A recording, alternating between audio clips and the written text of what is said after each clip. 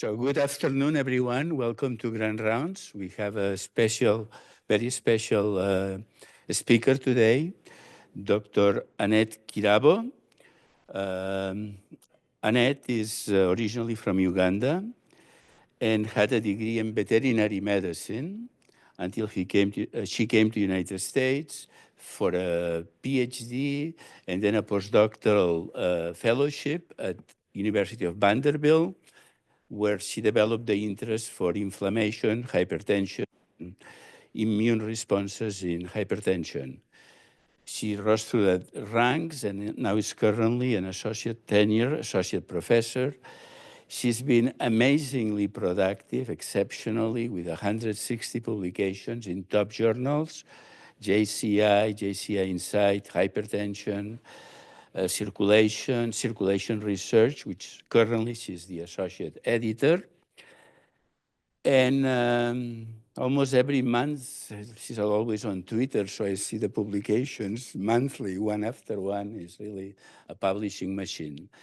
The area of research, if I could summarize it in 2 words, or the main contributions, deal with, first, she had a seminal paper demonstration, the activation of the dendritic cells and the pathway involved in hypertension, and then has studied a lot the impact of high salt diet on inflammation as it relates to hypertension.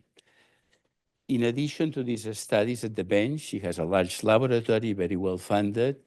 She has a very interesting program in Africa where they study the consequences of HIV infection on cardiovascular disease, nocturnal hypertension, topic close to my heart.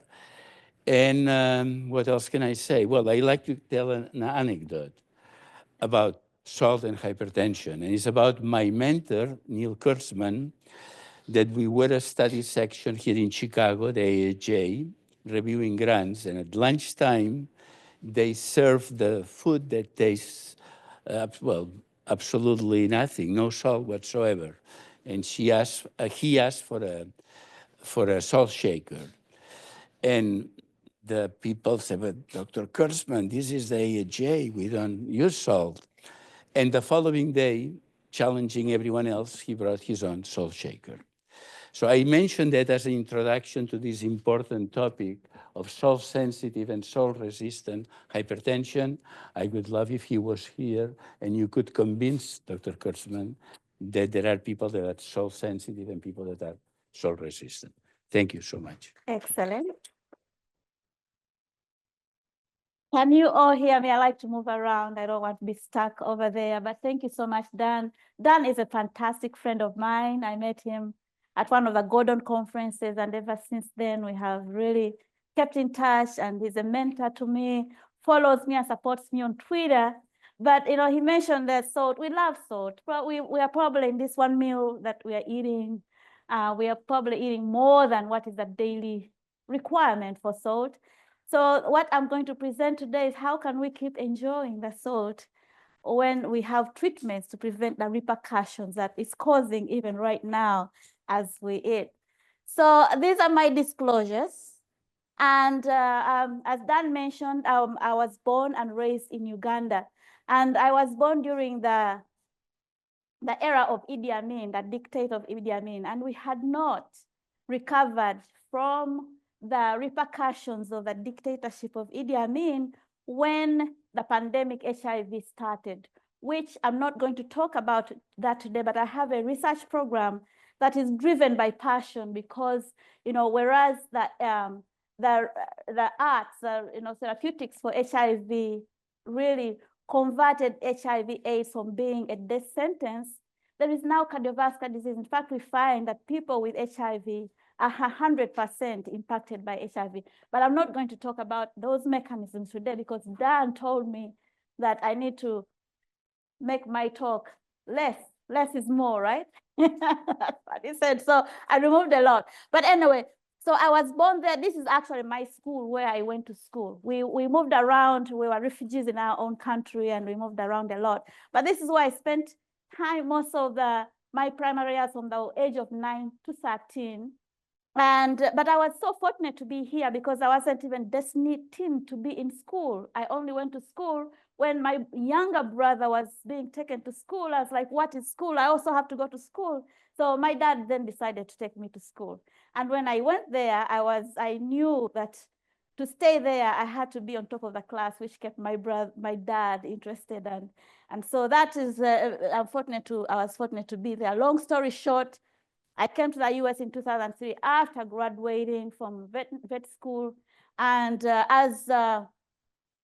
first I was in Minnesota. Oh, what is going on here? Okay, so I was in Minnesota and I came to do subspecialty training in vet school in veterinary medicine, but I became interested in the basic science.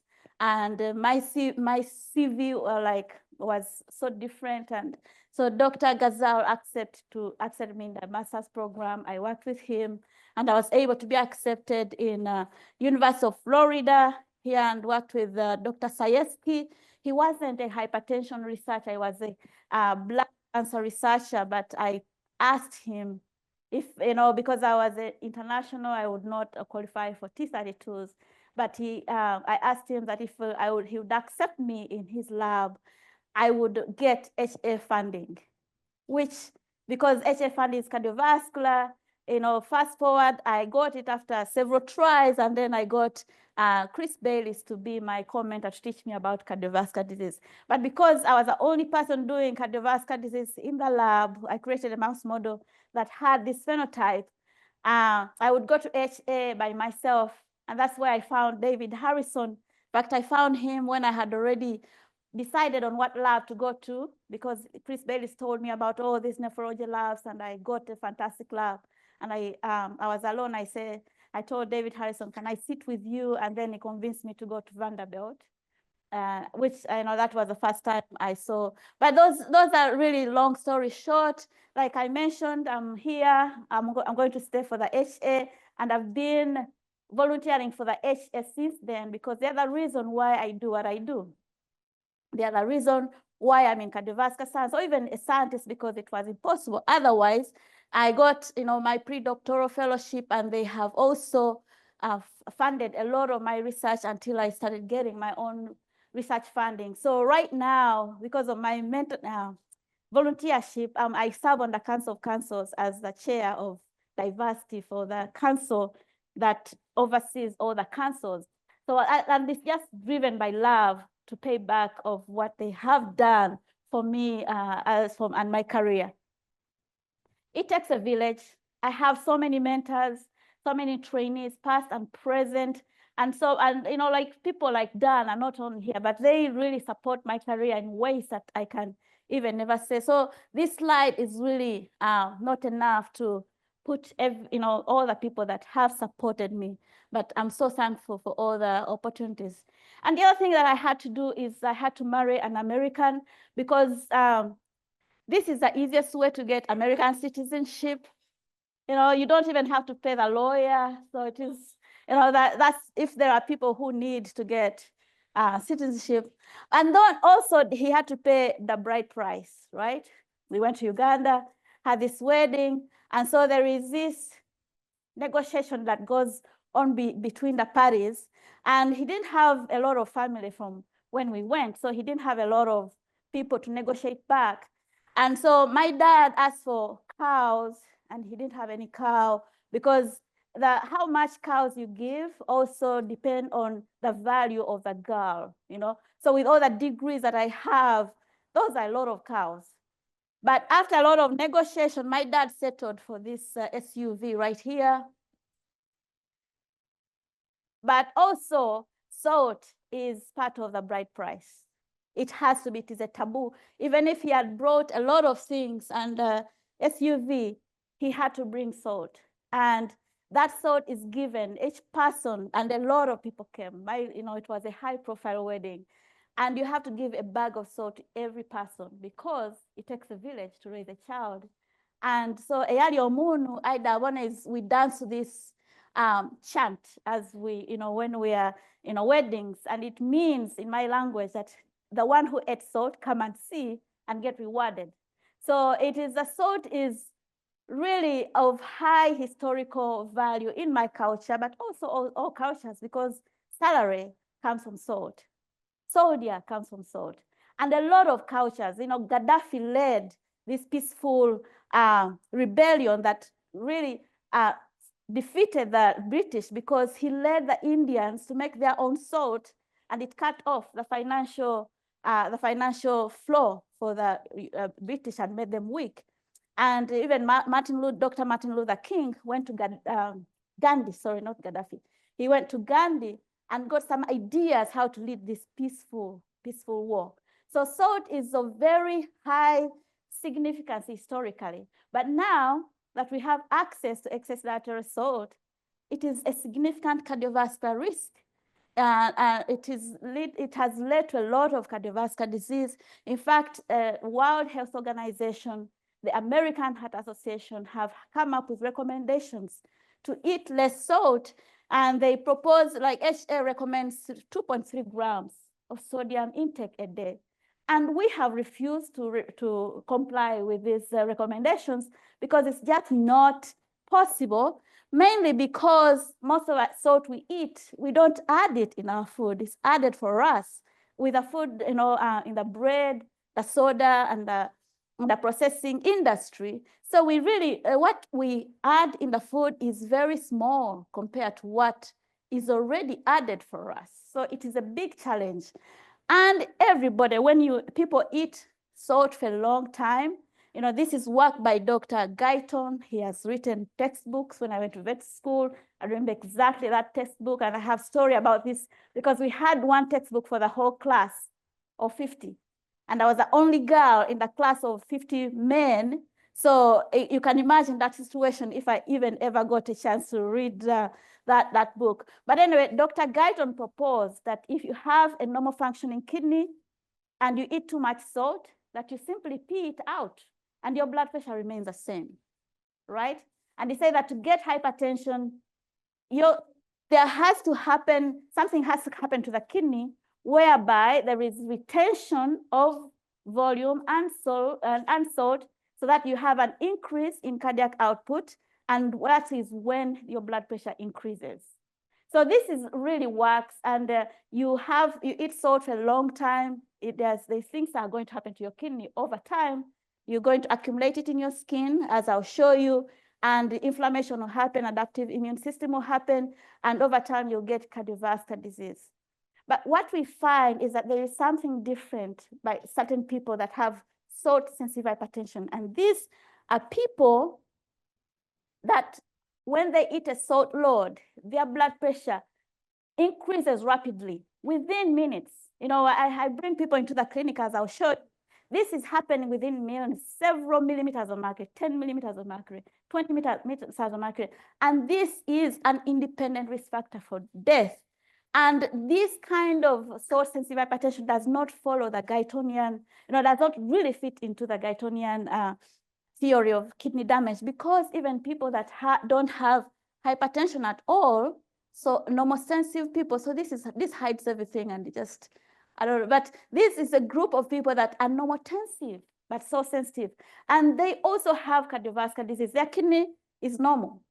And that doctor has told them they do not have hypertension, but they are likely to have a stroke or a cardiovascular event, even when they don't have hypertension. So this is an independent risk factor for cardiovascular disease, which is independent and yet as powerful as hypertension. That is what that study by Dr. Weinberger shows, who really carefully using salt loading and salt depletion phenotype for salt-sensitive hypertension. And salt-sensitive hypertension is not a binary trait. It is a normally distributed trait in the population. But according to these salt loading and salt depletion protocols, which scientifically there is no justification, it has been categorized to be mainly affecting Blacks at a terrifying rate of up to 80%. And if you're white and you have hypertension, you have a 60%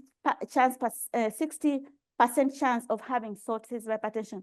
But as I mentioned, even people without hypertension at all have a cardiovascular risk that is due to salt sensitivity of blood pressure. And this is the brain of my dad. He came here and visited me right before the pandemic. And because I'm a hypertension researcher, I look at hypertension of everybody who visits my home. And I noticed that every time he ate a meal, his blood pressure spiked. So I told him, you need to get on medicines. When he went, I called his doctor. My dad refuses to see a doctor because he thinks I'm a doctor. And if he has a daughter who is a doctor, why is he a doctor? But I called a doctor and said, you need to put my father on amiloride. As I'll show you, you'll see why I told him to to put him on amiloride, because amiloride doesn't impact blood pressure extremely, but as I'll show you, it has anti-inflammatory and antioxidative stress mechanisms that play a role in sources of hypertension. So the doctor looked at my father's blood pressure and said it was normal otherwise. It's only when he had a meal. So he said, we cannot put someone who is normal blood pressure on high medication. So fast forward, my dad got a stroke, during the pandemic, and now he's really completely, debilitated. It's a major stroke. So this is one of the study my friend Dr. Fernando Elijovic looked at, showing the difference between salt-sensitive and salt-resistant people. So all these people are hypertensive, and he divided them into salt-resistant and salt-sensitive.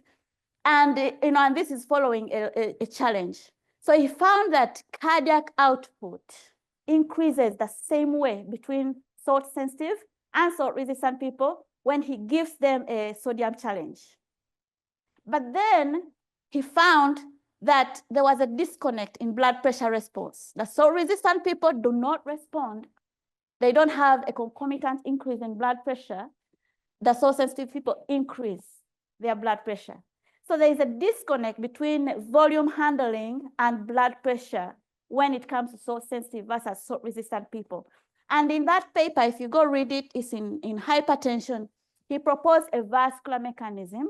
So people with salt-sensitive hypertension had stiff vessels, whereby the vessels are not compliant. So when their cardiac output increased, the blood pressure increased because they had vascular dysfunction. The salt-resistant people, the vessels were compliant, so they could accommodate the increase in cardiac output, and there was no change. So that is one of the studies, in addition to what we have shown, to show that there's a difference between salt-sensitive and salt-resistant people. And just before Fernando died, he taught me plenty. He was a clinician, very knowledgeable, and he taught me a lot about salt-sensitive hypertension. And he had been invited to write this review by hypertension. But he hadn't told me. We could attend lab meeting. He hadn't told me he was dying. He knew. And then just 2 weeks before, it's like, I can't finish this paper. Can you help Cheryl? Cheryl is a senior author, but they were married, kind of. They were together.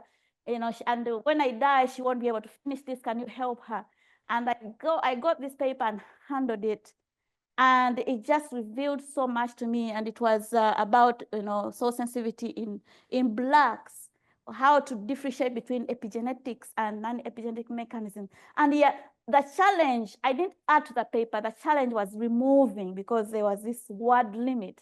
And it was challenging to just remove. And so this paper has a lot of supplementary data that is so valuable. And I asked him, can I just write several papers out of it? He's like, no, you have to put everything together. So we wrote tables, but what was clear, several meta-analysis and several papers, it showed that Black people who are mostly salt sensitive, they have low aldosterone levels. So a lot of people will tell you aldosterone is, in fact, mouse models, like you get Docasol to the mice, and that's the salt-sensitive model. No, people with salt-sensitive hypertension have low aldosterone, and they also have low renin. So when you're going to look at renin aldosterone ratio, it is going to be abnormally elevated, artificially elevated. It does not indicate anything about salt-sensitive hypertension. So we looked at, it was clear that, and then of course, I'm the one who drew this, and I was like, okay, so why do they have then oversensitivity to ENaC? Because it was showing that they're very, very sensitive to ENaC, and yet they have low aldo. And what I'm going to show you what we discovered, because this was the beginning of me starting to think that what I was thinking at that time was probably wrong. So when fast forward, we discovered that this salt sensitivity is driven by immune mechanism. People who have autoimmune disease, people who have HIV, and then these immune cells do not have the MR. I'll show you data. They don't have the MR, they have the glucocorticoid receptor, and it's not outdoor activating this, so there is a promiscuous activation of cortisol to MR, but not the other way around. Outdoor does not activate the glucocorticoid receptor. So that is something that I'm going to kind of show you data about. So this data, this paper is showing how blacks are very sensitive to ENaC activation. These were a group of people, Black men, that had been categorized as resistant hypertension. And to be categorized as resistant hypertension, you have to be on several drugs so that you're not responding. So what they did in these Black people, they took away these medicines and they gave them ENaC inhibitors. So as I'm showing you, this is our spironolactone that has MR, and they found that amiloride markedly reduced these people's blood pressure, even much more than spironolactone. And when they combined amiloride with spironolactone, they didn't have any further benefit. So this benefit is really due to ENaC inhibition, and this could really help bridge the gap between the cardiovascular risk that predispositionally these people are faced with. So when you talk about ENaC, you think about Liddle syndrome. And that Dr. Grant Liddle was a chair of medicine at Vanderbilt between 1968 and 1983. He stopped being chair because he got a stroke while driving. And but what is known is his discovery of Liddle syndrome. And this is severe hypertension caused by these mutations, gain of function mutations in ENaC. But those those are mechanisms mainly in the kidney because it's ENaC beta, that is mainly impacted. But I'll show you that in immune cells, we discovered a unique kind of ENaC that may not be regulated by these mutations. And we have data that support that immune cell ENaC is regulated differently from the mechanism of the Liddle syndrome, the PY motif that governs by Liddle syndrome. So Dr. John Oates took over chairmanship of medicine department after Liddle when he got a stroke, and he continued to do some of these things, but it's not until 2 weeks before he died. I gave grand rounds, and then he was so strange that, if he wanted to talk to you, he comes to the office and knocks the door, and he doesn't emails. So he came on the wheelchair, he was, he worked right towards the end, and he handed me this paper. He's like, I liked your grand round, but read this paper. It's not highly cited, but I think you're onto something.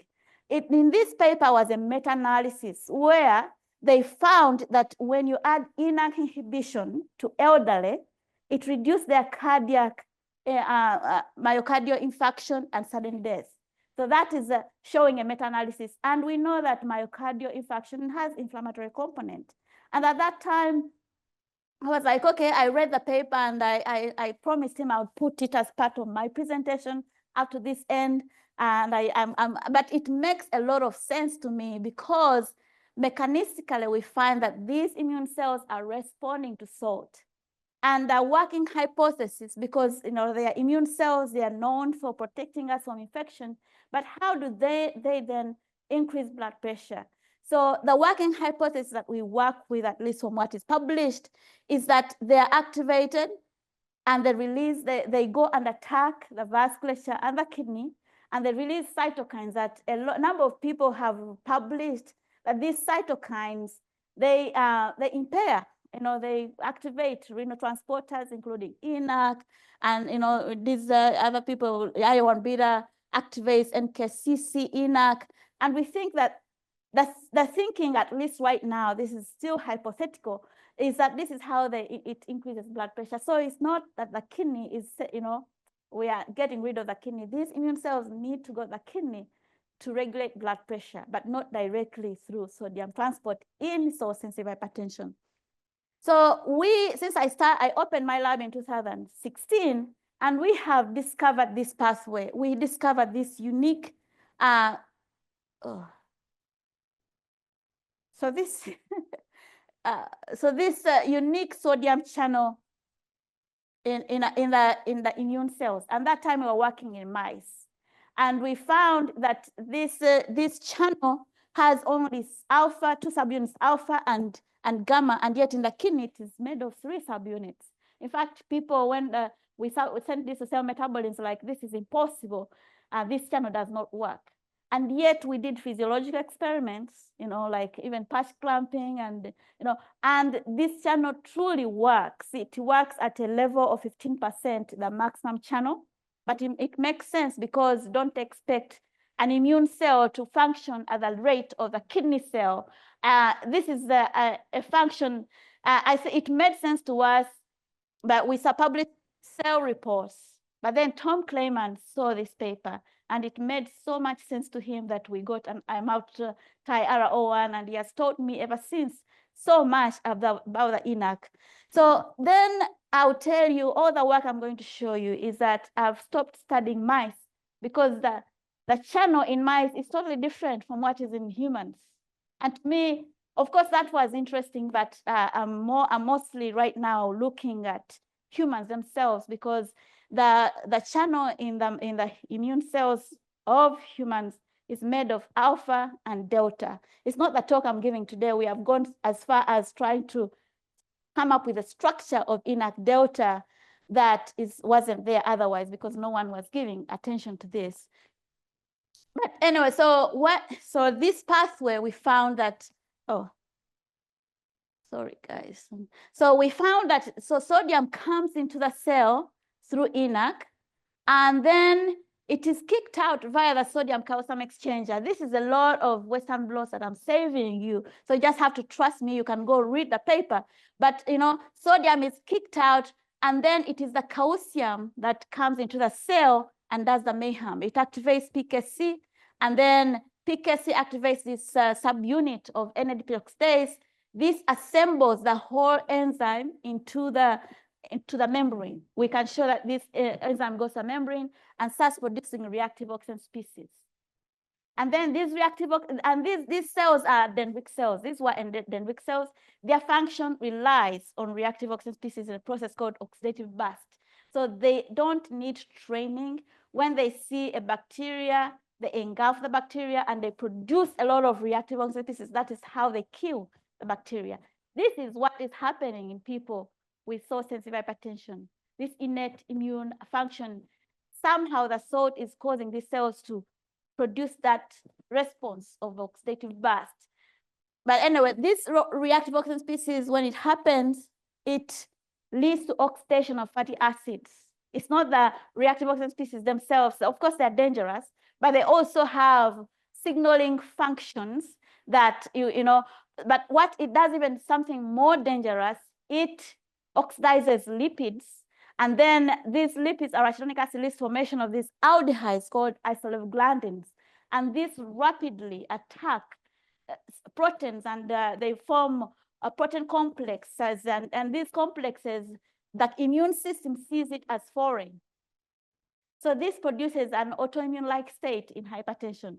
And then these antigen-presenting cells at that time when I was starting my lab, I thought that these act as adaptive immune system. Of course, this is happening, but David Harrison is following up what antigen are presenting here.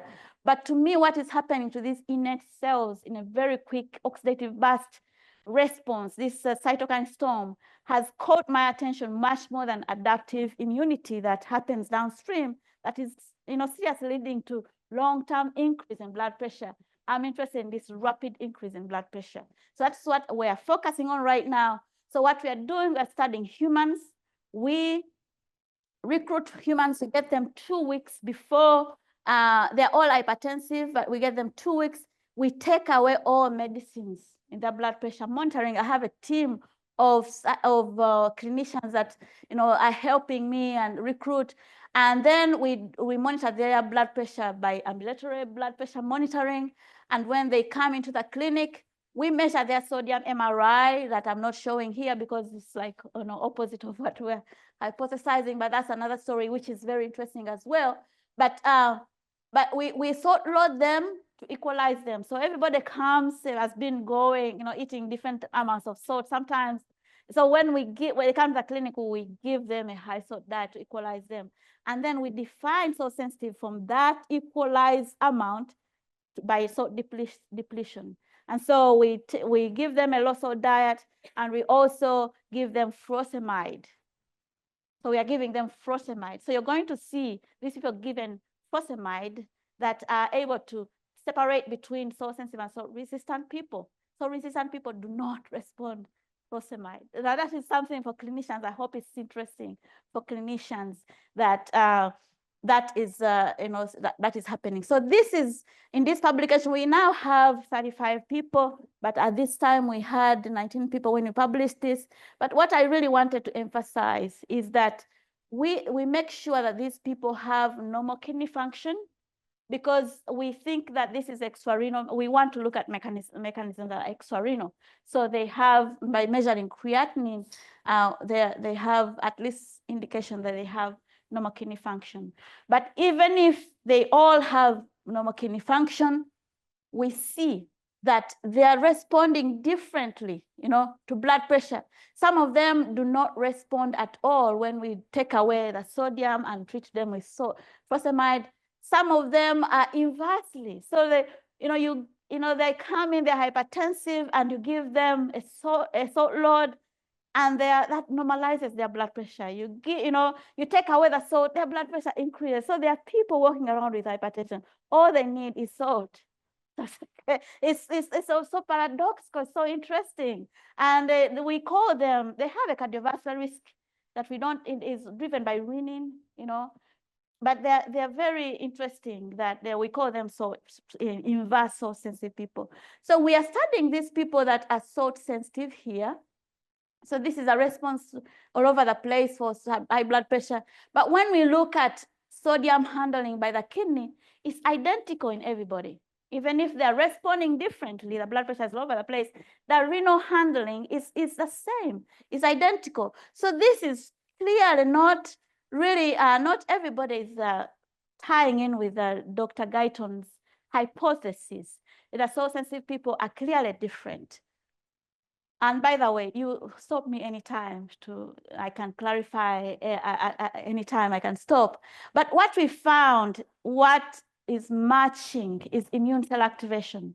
These people, their immune cell activation is perfectly matching with their salt sensitivity. And we are measuring this using this surrogate of oxidative stress, these isoleucglandins that have shown these highly reactive isoleucglandins. We phenotype, we do a lot of flow cytometry, and we subtype, and this is a very powerful tool because it tells you what is happening in each cell type. But for simplicity, I'm just showing these monocytes. But in all antigen presenting cells, including dendritic cells, macrophages, they're increased, and in all of them, they match perfectly with salt sensitivity of blood pressure.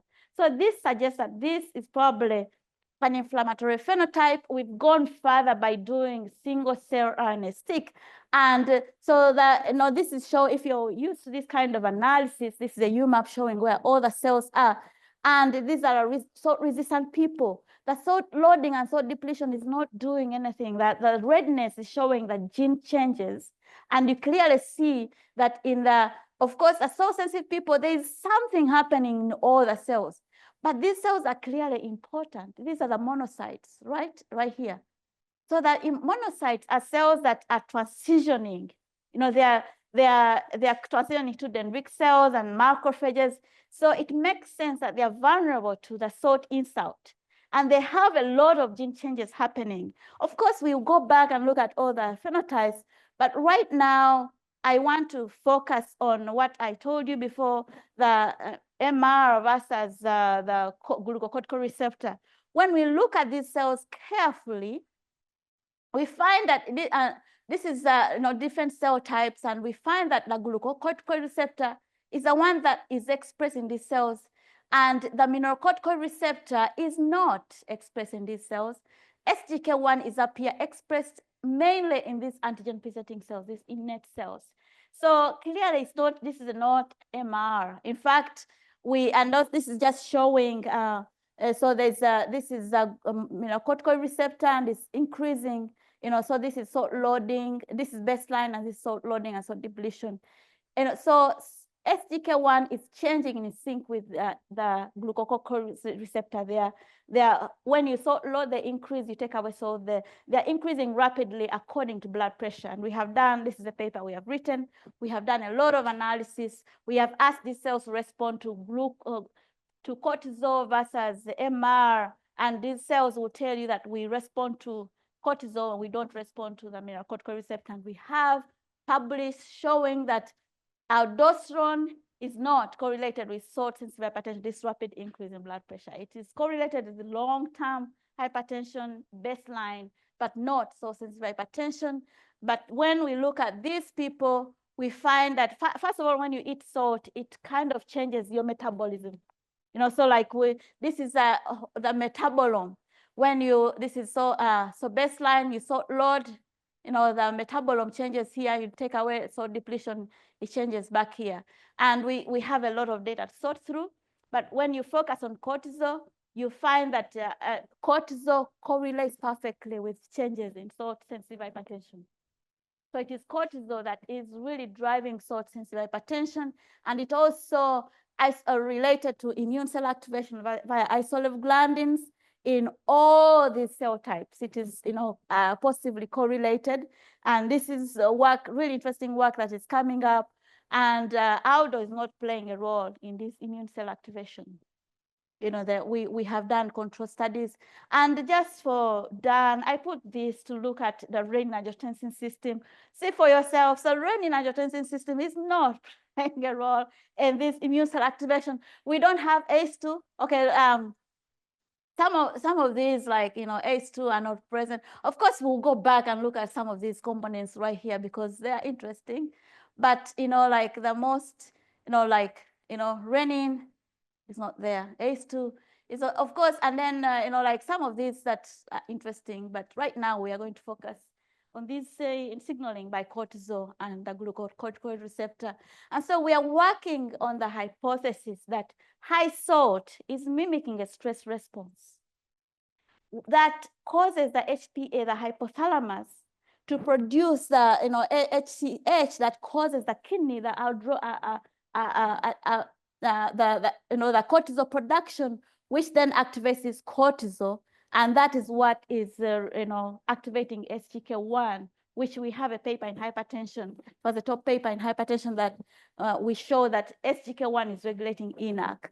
So this is what the working hypothesis. Of course, we have to prove ourselves beyond, because there are high-profile papers already that have shown clearly that they have knocked out the MR in these antigen-presenting cells and have shown a clear phenotype for salt-sensitive hypertension. So this is challenging, and the heaviness is on us to prove this beyond measure, but we will, and to prove this because it's true. And so how are we thinking about this? So we think that monocytes are going around, so Gwen Randolph has produced a paper that these monocytes can go past the endothelium and go into the interstitium, and that's where they see salt, and they can come back even within 2 hours. And because we are looking at blood cells, we can look at their activation status if they saw high salt here. You need the endothelium to be dysfunctional. And in hypertension, you think a dysfunctional endothelium is the one that is not relaxing, not producing nitric oxide. If you're an immunology, the dysfunctional endothelium is the one that is producing these chemokines, become attractants, and it's so sticky because it has, and then these immune cells, it calls these immune cells and they stick to it and they go into the cell, and they, and then they are activated if there is salt, right? And so we do MRI studies. We do sodium MRI studies at Vanderbilt. And we find, of course, that, we looked at sodium, and this is showing images across the cuff over here.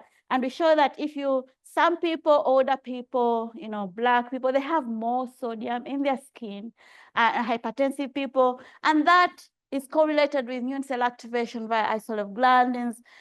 But and then we have a paper showing, like with this cartoon over here, that these immune cells are coming out and they are seeing high sodium and they're activated. But what really has high salt in the body is the kidney. That is where most of the salt is. And I collaborate with the Tina Cohn, and we show that kidney injury causes using this sodium MRI, massive accumulation of sodium. So it makes sense that this sodium causes injury to the endothelium, and then that calls the immune cells into the kidney, and they're activated there. And I've collaborated with Agnes Fogel. We see in hypertensive people that these antigen-presenting cells go and hide in the corticomedullary junction. I don't know if you see it, but they are there in the corticomedullary junction. So we think that these immune cells need to go to the kidney to be activated. But I have a new RO1 on lymphatics. Look for yourself. This is human sodium MRI imaging. And you clearly show where you see white, a choke full of sodium in the lymphatic vessels. These are lymphedema people. I don't study lymphedema, but this is proof of concept that the lymphatics are sequestering salt. And this is a new RO1 that we got, and we are going to study at the bottom of this what the lymphatics are playing a role in terms of sodium accumulation and activating of the immune cells. So what I've shown you today does not just, of course, this pathway, you can target it. We have a new structure of this unique immune cell we can target. It's not the same in the kidney, it's not in the kidney, and it can really target the immune cells without touching the kidney, preventing you from the side effects that caused by inhibition in the kidney. But it also has diagnostic tools. Right now, the only way, I don't care what anyone says, the only way to tell if someone is so sensitive, you have to bring them to the clinic or give them salt somehow and see how they respond. But if this is the blood, all the studies I've shown you is in the blood. Can the clinicians look at the blood and be able to tell? Because when I get a cell, blood from the salt sensitive and the salt resistant people, and I put salt on them, they react differently. Can we not develop a clinician test to be able to treat the people who are salt sensitive differently from the general population? So this is the pathway we have worked out. And it's not just me. I don't do a lot of traveling, and these people, everybody has done previous people, current people. These are people in the lab, and these are the ones down here are mostly still in the lab. They have addressed different parts of this pathway. So with that, I'm going to see if there are any questions, so that, because I know that there's things that I've not touched on, and I'm hoping there's some discussion. Yes.